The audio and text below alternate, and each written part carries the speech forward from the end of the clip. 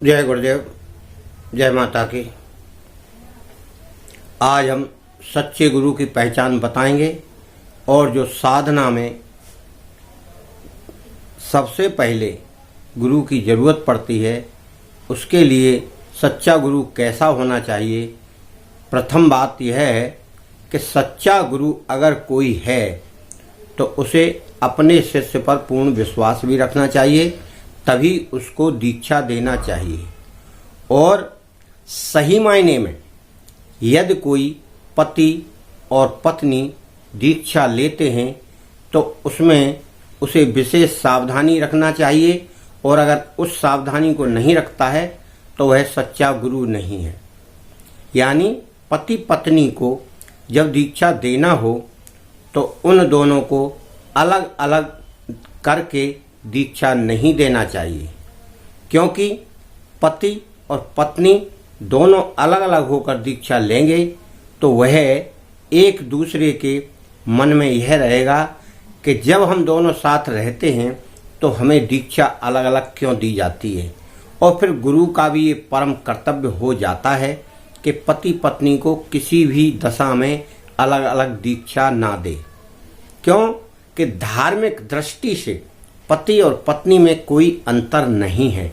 एक दूसरे से सामंजस्य बना के वो अपनी बातें जानते हैं और फिर दोनों ही उस साधना को करना चाहते हैं। फिर अलग अलग दीक्षा क्यों? यदि कोई गुरु अलग अलग दीक्षा देता है तो वह सच्चा गुरु नहीं है। वास्तव में गुरु को अपना विश्वास शिष्य पर जमाना चाहिए और शिष्य को अपने गुरु पर विश्वास रखना चाहिए, तभी एक दूसरे की विद्या को ग्रहण करते हैं और समझते हैं। आगे कभी भी किसी भी स्त्री को जिसने आपसे दीक्षा ली है वह या कोई और नया शिष्य बनने की कोशिश करती है, उसको भी एकांत में अकेले में कभी दीक्षा ना दें। उसके लिए आप एक विशेष संयोजन रखें, या तो 2 स्त्रियां हों या 3 स्त्रियां हों या फिर उसका पति भी हो, तभी उनको दीक्षा आप प्रदान करें। एकांत में विकृति पैदा होती है और न चाहते हुए भी कोई व्यक्ति कुछ भी सोच सकता है। यदि किसी शिष्य ने किसी स्त्री को देखा है और वह स्त्री यह सोचती है कि यह अकेले में दीक्षा ग्रहण करने जा रही है, तो उसके मन में भी शंका पैदा होती है। इसीलिए किसी स्त्री शिष्य को गुरु के पास अकेले भी नहीं मिलने जाना चाहिए। शिष्य है तो वह अपने पति के साथ जाए या अपने पिता के साथ जाए, क्योंकि गुरु के अकेले सानिध्य का मतलब यह है कि आप दूसरे लोगों की नज़र में गलत हैं। उसका एक कारण है कि आजकल गुरुओं की आपने दशा देखी होगी, और गुरुओं ने ऐसे कार्य भी किए हैं जो धार्मिक दृष्टि से और नैतिक दृष्टि से सही नहीं है, जिनका वो परिणाम भी भोग रहे हैं।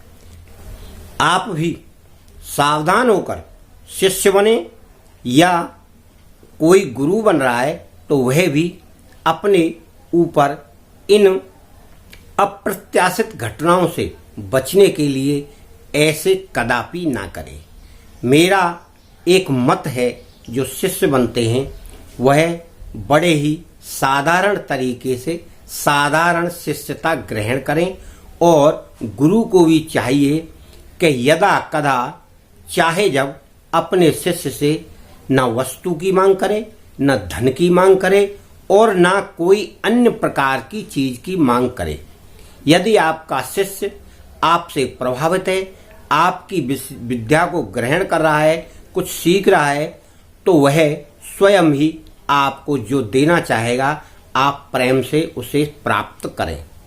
हाँ, दीक्षा के समय जो कुछ नियम हैं उसके तहत गुरु अगर कोई दक्षिणा या कुछ नियम बताता है तो उसके अनुसार आपको वह दान करना जरूरी है।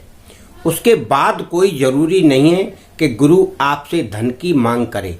और अगर गुरु कोई बार बार धन की मांग करता है तब आपको कुछ विद्या बताता है तो वह गुरु नहीं है, वह सच्चा गुरु हो ही नहीं सकता।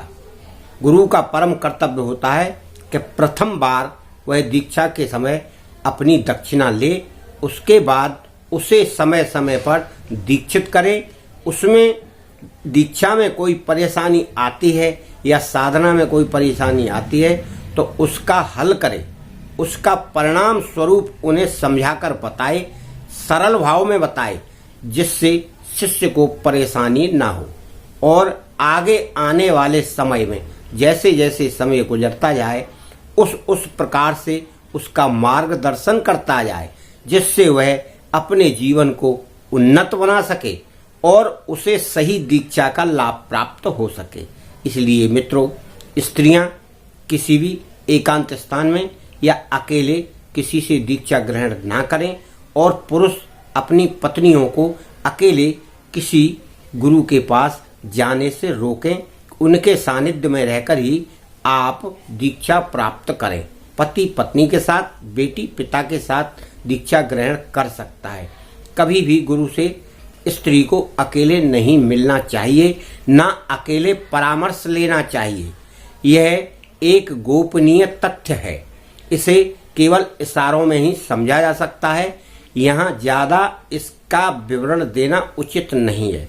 मित्रों, मैं आपसे प्रार्थना करता हूँ, कम बोलने का मतलब आप अधिक समझदार हैं और समझ भी गए होंगे। इसलिए आप दीक्षा ग्रहण करके साधना करें, उत्तम लाभ प्राप्त होगा।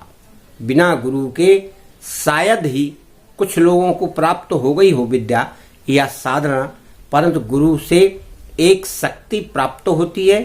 सर्वप्रथम गुरु को ही मनाना पड़ता है और उसी को ही हम समर्पण भाव देते हैं कि गुरु हमारी रक्षा करे। आपका परिवार सुखी रहे, संपन्न रहे, यही मेरी मंगल कामना है।